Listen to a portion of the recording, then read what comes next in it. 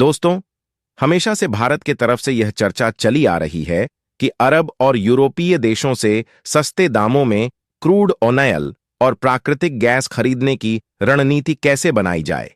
लेकिन हाल ही में इसी बीच एक ऐसी घटना घट चुकी है जिसने भारत के दिल को दहला दिया है, क्योंकि यह एक ऐसी घटना है जिस पर भारत ही नहीं बल्कि विदेशी मीडिया की नजरें भी टिकी हुई हैं।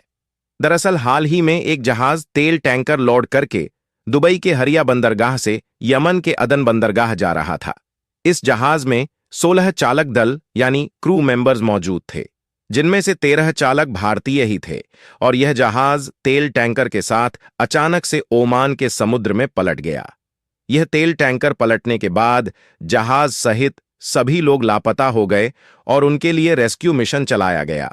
हालांकि रिपोर्ट की माने तो इनमें से 9 लोगों को बचा लिया गया है, लेकिन बाकी के 7 लोग अभी भी लापता हैं, जिनमें से किसी भी क्रू मेंबर के बचने की उम्मीद नहीं है।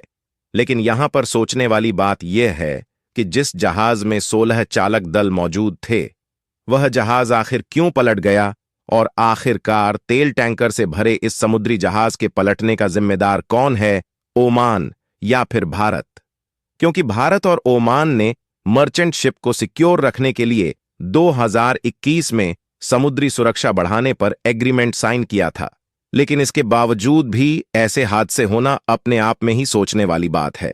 पूरी डेवलपमेंट क्या है, सब कुछ जानेंगे विस्तार से। तो वीडियो में आगे बढ़ने से पहले अगर आपने अभी तक हमारे चैनल को सब्सक्राइब नहीं किया है तो जल्दी से चैनल को सब्सक्राइब कर लें, इससे हमारा हौसला बढ़ता है।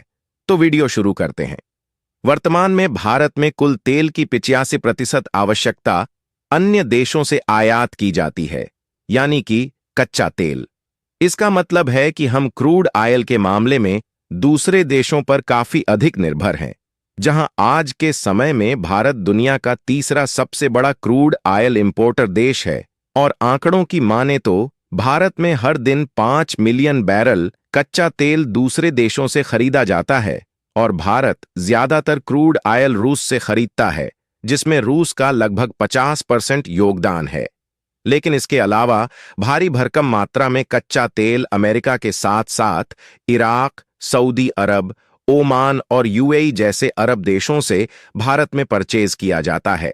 और इन देशों से जब कच्चा तेल भारत में लाया जाता है तो उसके लिए शिपिंग के जरिए समुद्री रास्ते का उपयोग किया जाता है, क्योंकि देखा जाए तो इन सभी देशों से समुद्री रास्ते के अलावा अन्य कोई डायरेक्टली रास्ता नहीं है। यहां तक कि न सिर्फ भारत में इन देशों से कच्चा तेल को लाने के लिए शिपिंग का प्रयोग किया जाता है, बल्कि जब यह देश आपस में कच्चे तेल का इंपोर्ट और एक्सपोर्ट करते हैं तो उसके लिए भी शिपिंग का उपयोग होता है। और आपको जानकर हैरानी होगी कि कई ऐसी मर्चेंट शिप है जिस पर ज्यादातर भारतीय क्रू मेंबर्स काम करते हैं, जिनमें से कई भारतीय जहाज है जिनका उपयोग ज्यादातर भारत में कच्चा तेल और नेचुरल गैस के साथ साथ अन्य सामानों को लाने और ले जाने के लिए किया जाता है। साथ ही दूसरे देशों के भी कई मर्चेंट जहाज हैं जिनका संचालन ओमान और भारत के समुद्रों में किया जाता है। उन पर भी कई भारतीय क्रू मेंबर काम करते हैं। लेकिन इसी बीच ओमान के समुद्री रास्ते से कच्चे तेल को लादकर दुबई के हरिया बंदरगाह से यमन के अदन बंदरगाह लाने के दौरान एक मर्चेंट जहाज के साथ बहुत बड़ा हादसा हो गया।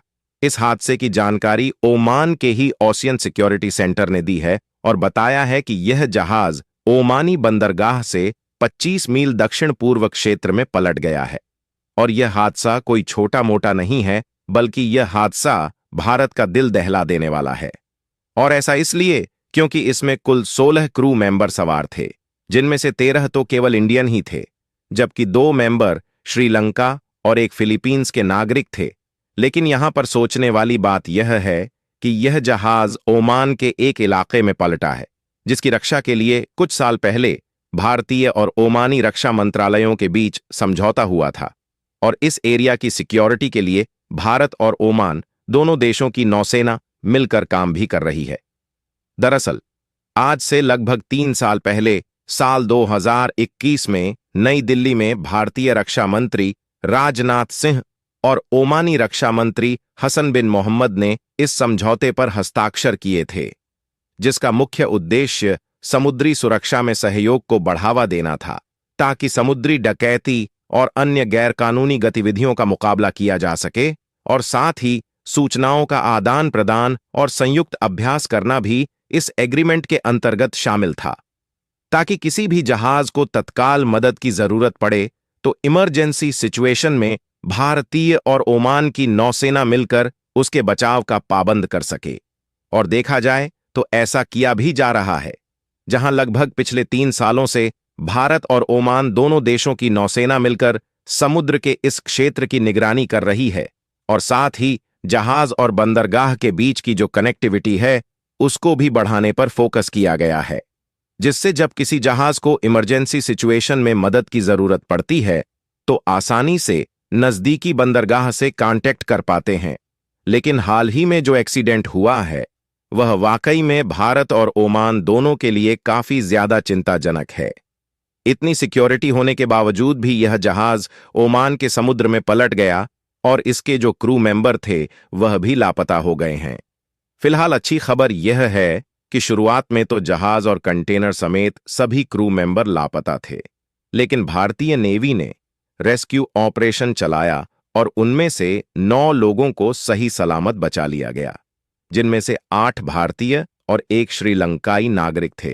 हालांकि बाकी के बचे 7 लोगों का कोई भी अता पता नहीं है और उनके बचने की भी कोई उम्मीद नहीं है, लेकिन अभी भी बाकी के बचे 7 क्रू मेंबर और तेल टैंकर की तलाश जारी है, जिस पर रेस्क्यू ऑपरेशन लगातार चलाया जा रहा है। और बताया जा रहा है कि तेल टैंकर में लगभग 1,60,000 बैरल क्रूड ऑयल भरा हुआ था, इसलिए तेल टैंकर को भी ढूंढना काफी ज्यादा इंपॉर्टेंट है, क्योंकि यदि टैंकर का तेल समुद्र में बह जाता है तो इससे समुद्री स्वच्छता को तो नुकसान पहुंचेगा ही, साथ ही इसे प्रोड्यूस करने की लागत पूरी तरीके से बर्बाद हो जाएगी। लेकिन यहां पर सबसे बड़ा सवाल खड़ा होता है कि आखिरकार यह तेल टैंकर से भरा जहाज अचानक से क्यों पलट गया और इसके पलटने का जिम्मेदार कौन है। तो इसके लिए आपको बता दें कि जांचकर्ता टीम अभी भी इसकी जांच करने में लगी हुई है, लेकिन इसके कोई ठोस सबूत हाथ नहीं लगे हैं। फिलहाल कुछ ऐसे अनुमान लगाए जा रहे हैं जो इस जहाज के पलटने का मुख्य कारण हो सकता है। पहले कारण की बात करें तो वह है खराब मौसम, क्योंकि घटना के समय ओमान के तट पर तेज हवाएं और ऊंची लहरें चल रही थीं। यह संभव है कि इन मौसम की स्थिति ने टैंकर को अस्थिर कर दिया हो, जिससे वह पलट गया हो। और दूसरा अनुमान यह लगाया जा रहा है कि हो सकता है कि टैंकर को गलत जहाज में लाद दिया गया हो, जिसके कारण जहाज तेज हवाओं के समय अपने कंट्रोल को खो बैठी हो। इसके अलावा सबसे बड़ा कारण तकनीकी खराबी और मानवीय त्रुटि भी हो सकता है, जिसके कारण टैंकर से भरा जहाज ओमान के तटीय इलाके में पलट गया। कुछ रिपोर्ट में तो यह भी दावा किया जा रहा है कि इस जहाज के क्रू मेंबर ने ट्रांसमिशन के जरिए ओमान के भारतीय दूतावास को संकट की सूचना देने की कोशिश की थी। फिलहाल आपको बता दें कि जब तक रिसर्चर्स इसकी जांच कर रहे हैं और ठोस सबूत हाथ नहीं लग जाता, तब तक इसके लिए किसी को भी दोषी नहीं ठहराया जा सकता। बाकी आप लोगों को क्या लगता है कि तेल टैंकर की तलाश करना संभव है या फिर नहीं? अपना सुझाव कमेंट बॉक्स में जरूर बताएं। और भारतीय नेवी ने लगभग 9 क्रू मेंबर की तत्काल जान बचाई है, उसके लिए कमेंट बॉक्स में जय हिंद जय भारत जरूर लिखें और वीडियो को लाइक करके अपने मित्रों तक शेयर जरूर करें, ताकि उन्हें भी जानकारी मिल सके। इसी तरह और भी महत्वपूर्ण वीडियो को देखने के लिए चैनल को सब्सक्राइब करके बेल आइकन को ऑल पर जरूर सिलेक्ट करें।